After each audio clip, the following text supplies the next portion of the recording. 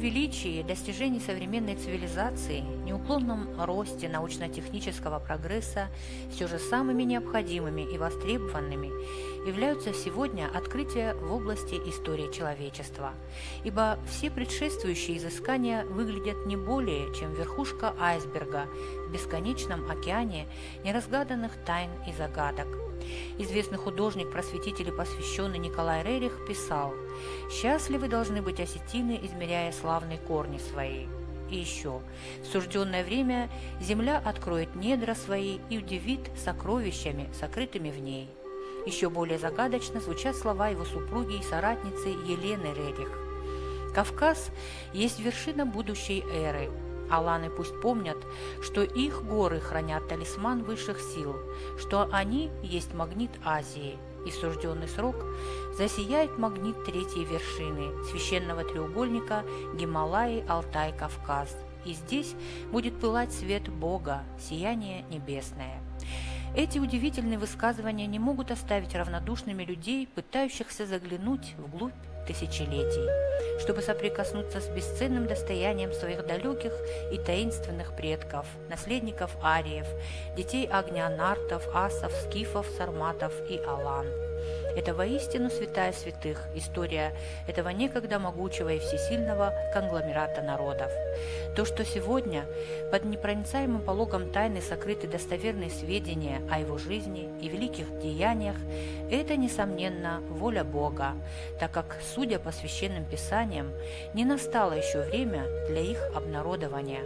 А может быть, высшие силы ждут, чтобы потомки этого народа сами смогли очнуться от векового сна и сами восстали из пепла, словно птица Феникс, на генетическом и духовном уровне, осознав самих себя, свою кровь и свое предназначение в этой жизни. Название потомков Алан и, соответственно, их предшественников сарматов и скифов, создателей нартского эпоса, претендуют все народы Кавказа, хотя при этом мало кто из них сохранил суть нравственно-этических норм поведения и сакральность древних традиций. Между тем, все это, а также уникальную религию, а самое главное язык скифов и алан, сквозь пучину времени пронес лишь один народ – осетины, на несколько столетий исчезнувшие со страниц истории после нашествий татаро-монголов и Тамерлана, разбивших великое аланское государство и сумевшие выжить в горах Центрального Кавказа древней колыбели своего народа. Свидетельством этому являются памятники древней аланской письменности, запечатлевшие живой и по сегодняшний день осетинский язык. Наиболее старый памятник древнеосетинского письма относится к XIV веку до нашей эры. Древнее осетинское письмо, по мнению Георгия Турчининова, старше греческого царства по крайней мере на 5 столетий. Удивительно, что надписи, обнаруженные на предметах, найденных преимущественно в захоронениях и носящие чисто бытовой характер, этнически и сегодня соответствуют менталитету осетин. Это и амулеты, обереги, альчики, утварь и так далее, назначение и смысл надписей которых легко расшифровываются с помощью сохранившегося по сей день религиозного мировоззрения далеких предков осетинского народа.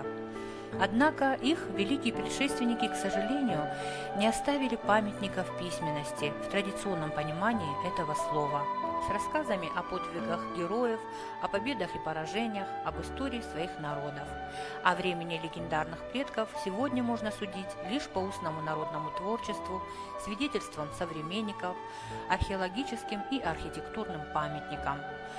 Находки, обнаруженные учеными в разных концах света, свидетельствуют о существовании в древние времена великой культуры, создаваемой кубанцами, скифами, сарматами и аланами. Причем можно говорить о мощи и живучести ряда древних символов, упорно пробившихся сквозь минувшие века и сохранившихся до сегодняшних дней. Орнамент и рисунки древних мастеров были отнюдь не игрой фантазии, они имели религиозно-магический смысл и ритуальное значение, лишь этим объясняется их неизменность.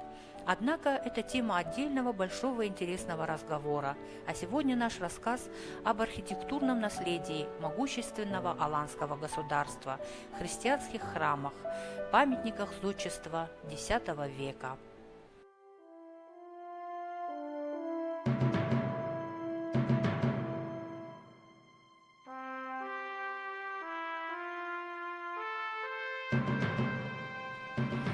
В IV веке римский историк Аммиан Марцелин писал: «Почти все аланы высоки ростом и красивы, с умеренно белокурыми волосами, они страшны сдержанно грозным взглядом своих очей, все одинаково благородного происхождения». Епископ Мариньоли, хорошо знакомый с аланами, называл их самым величайшим и благороднейшим народом в мире. «Всех красивее и храбрее мужи их», утверждал он. Шапух Багратуни в IX веке писал: «Алания – страна, полная всяческих благ. Есть в ней много золота и великолепных одеяний, благородных коней и стального оружия, кольчуг и благородных камней». В X веке арабский путешественник Масуди свидетельствовал, что аланский царь выступает в походах с 30 000 всадников. Он могуществен, мужествен, очень силен и ведет твердую политику среди царей. Царство Алан сильнее и крепче всех народов, которые живут вокруг него. Византийский монах Юлиан, живший в Западной Алании в 1235 году, замечал, что аланы с большим почтением относятся к кресту, с которым можно безопасно ходить, несмотря на междоусобицы и распри. Однако, надо заметить, что крест был для алан не атрибутом принятого аланами христианства, а гораздо более древним сакральным символом их собственной религии, которой народ оставался верен с незапамятных времен. Принятие христианства таким мощным, как свидетельствуют современники государством, каковым была Алания к X веку, было продиктовано в первую очередь завещанными ей предками тайными знаниями о строении мироздания, существовании Бога и высших сил, которым они всегда поклонялись. И поэтому весть о Христе Алания восприняла одной из первых. По всей стране в начале X века стали возводиться величественные монументальные купольные храмы. Начало процесса массовой христианизации относится к 901-907 годам, а нижнеархызское городище Маас было до середины XII века центром Аланской епархии и резиденцией ее епископов. Христианство имело прогрессивное значение для Алании, так как содействовало процессу централизации и объединения отдельных княжеств в единое государственное образование. Выдающиеся памятники средневекового аланского зодчества – 5 храмов, расположенных сегодня на территории Карачаево-Черкесии, свидетельство незаурядного таланта и высокого мастерства их создателей. 3 из них находятся на территории бывшего аланского города Мааса. Мы с вами не случайно находимся на этой, можно сказать, святой поляне, потому что один за одним здесь идут храмы, верхний храм или южный храм, средний храм перед вами, и несколько ниже находится северный храм. Все они однотипны по архитектурному построению, и, видимо, не случайно лик Христа, который мы наблюдали с той стороны реки, и взор лика Христа обращен в сторону храмов. На самом деле, эта часть Алании и именно вот Нижний Архыз являлся центром, политическим и духовным центром. И знать вся находилась здесь. Судя по погребениям, которые расположены несколько выше лика Христа, довольно значительные, и произведя необходимые такие расчеты несложные, население доходило по некоторым меркам до 30 000 человек. Это довольно крупное городище. Конечно же, связано оно было с торговлей, с прохождением вот этих караванных путей. И не просто так они здесь, конечно, появились, а это место и стратегически, и политически являлось таким перекрестком на западе Кавказа. И поэтому вот в начале уже IX века отстроен, это кафедральный собор, средний собор, храм, остальные храмы поменьше, но точно так же замысел везде один и тот же. К сожалению, на сегодняшний день утрачена фресковая роспись, из них мы будем иметь возможность посмотреть фресковую надпись на Сентинском храме, А вот храмы, которые расположены здесь, они, кроме как вот архитектурного построения, мы больше ничего не сможем увидеть. Если сверху посмотреть и посмотреть на фундамент, то равносторонний крест получается. Апсидность ее на кафедральном соборе менее выражена, но зайдя вовнутрь, очень четко по куполу сразу можно посмотреть ориентированность по частям света. А вот остальные храмы поменьше, там уже четко и стены, и все остальное ориентированы по частям света. Здесь надо отметить одну деталь. С христианством одновременно, с приходом христианства, здесь на территории три письменности синхронно существовали. Греческая, руническая и арабская. В основном, если, к примеру, Сентинский храм сохранились более или менее отрывки небольшие греческой письменности, то здесь в более древних храмах, эти храмы на порядка 150-200 лет старше, здесь чаще уже встречается руническая надпись. И здесь найдены, кстати, и саркофаг, всем известный саркофаг, он находится в городе Ставрополе. Гробница это аланского периода. Прямо напротив этих храмов, на высоте около 500 метров, в густом лесу в 2000 году было обнаружено изображение лика Христа на большом скальном выступе. С тех пор тысячи паломников неустанно поднимаются к нему по крутой извилистой горной тропе, чтобы поклониться, возможно, самому древнему изображению Сына Божьего.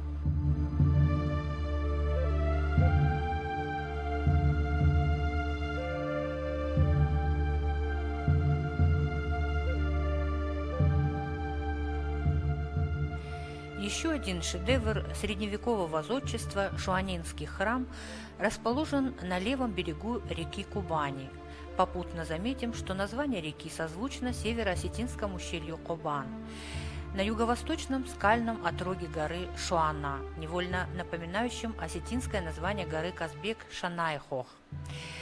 Храм представляет собой трехапсидное крестово-купольное сооружение с 4 квадратными столбами, несущими подпружные арки и главу. Длина здания приравнена его высоте и составляет около 13 метров. Сегодня осетины, жители селения Костахи-Тагурова, расположенного под вышеназванной горой, поклоняются у стен этого величественного сооружения аланской эпохи небожителю Лактезуару, святому Георгию, ежегодно устраивая здесь праздники в его честь. Пятый удивительной красоты Сентинский храм расположен на высокой горе над Карачаевским аулом Нижняя Теберда. Храм великолепно вписан в окружающий ландшафт.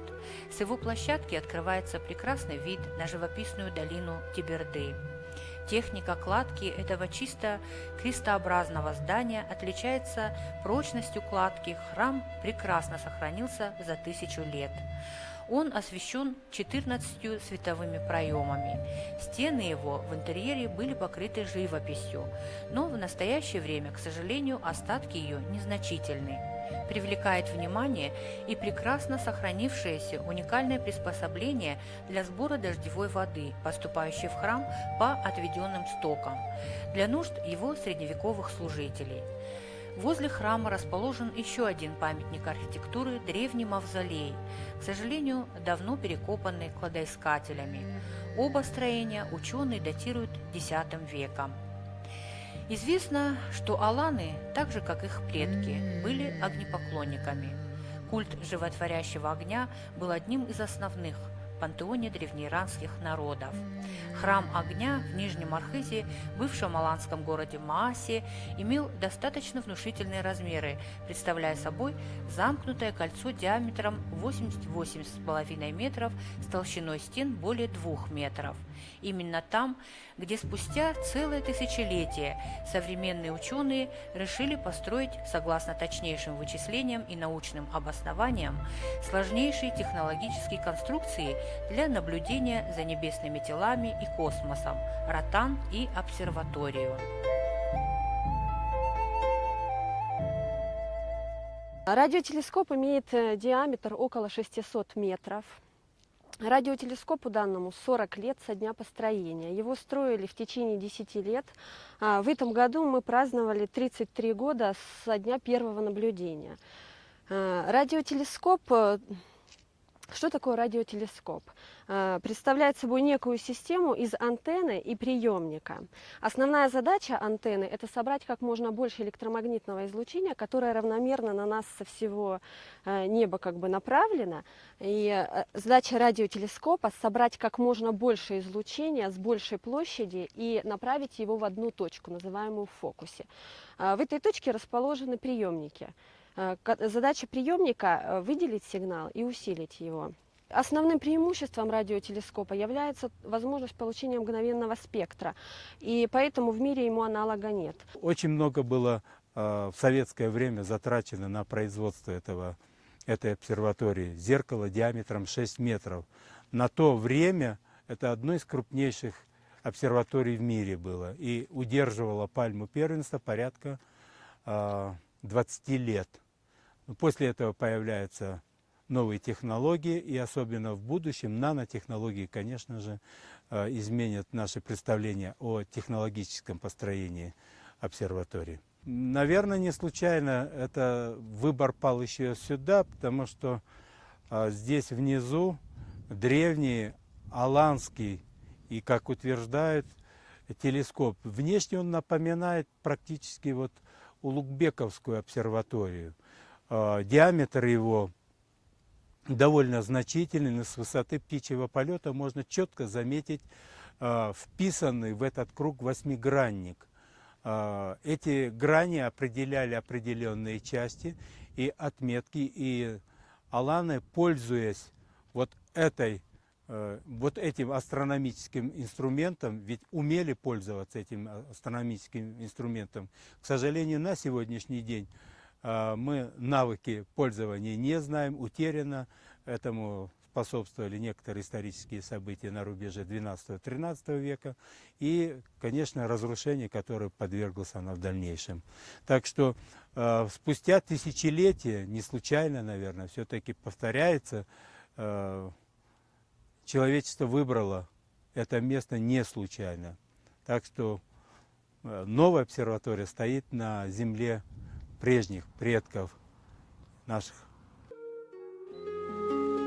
О том, что население средневековой Алании было многочисленным, свидетельствует огромная территория, на которой были обнаружены древние захоронения. Встречаются здесь и каменные изваяния, названные мингирами, имеющие аналоги также и в других местах проживания алан и скифов. Поля былых сражений, подземные и полуподземные склепы дали много материалов для краеведческих и столичных музеев. Вот здесь на протяжении этого это все аланские захоронения, отсюда тоже их видно. Это нужно снимать, я их по этим везде полазил, я не знаю. Захоронения, они и надземные, и подземные, и какие они? Именно Ирон Амад. Амад Коттой меня авто. Нажу. А так авто не чеканы, по-моему. Или лагерь Камдарфек, что дурой аманец, не? Амте меня казахи дурой. Амад, что. И это все на протяжении от этого ущелья, до сюда, это все это происходит. Захоронение. А где люди живут? Жили, это именно эта платформа, она не сносилась как таковая. Где мы сейчас живем, она... Получается, на захоронение Нет, ниже захоронения. Это села, это именно. Можно так сказать, наверх, сюда, вы сейчас туда поедете к Синтинскому храму, а это же все связано, Синтинский и Шуанский, да? Шуана. Здесь все это дороги были. Даже где-то и подземные ходы. Это все, это не только захоронение. И в то же время здесь происходила война. Война когда шла, настолько с металлоискателями идут, просто тропа идет, просто и находят, раз там девушка лежит, скелет, убитая стрелой, например. Черепа находят, пробитые стрелами. именно не аланскими стрелами, которые они у них идет такое заострение четырех, а именно как монгольские. Именно вот такая, она просто идет, пятерня такая, острая. Конечно.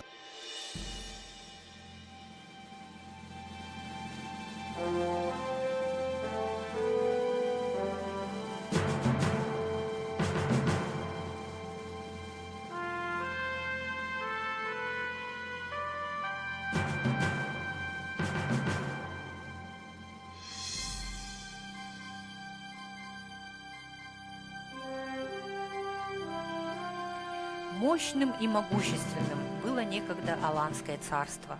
Основными чертами менталитета Алан являлись героизм, свободолюбие, воинственность и благородство. Известны случаи, когда аланы становились правителями Византии. Аланских княжон брали в жены самые влиятельные цари и князья того времени. Мария Ясыня, жена русского князя Всеволода, прозванного Большое Гнездо, ее сын Михаил Черниговский, внук Марии Александр Невский и правнук ее Даниил были причислены на Руси к лику святых. Бесконечно много свидетельств былого величия алан можно найти на бескрайних просторах Евразийского континента. И как бы хотелось, чтобы нынешнее поколение сумело соответствовать своим предкам в их силе, мужестве, благородстве, а самое главное – в их духовном величии.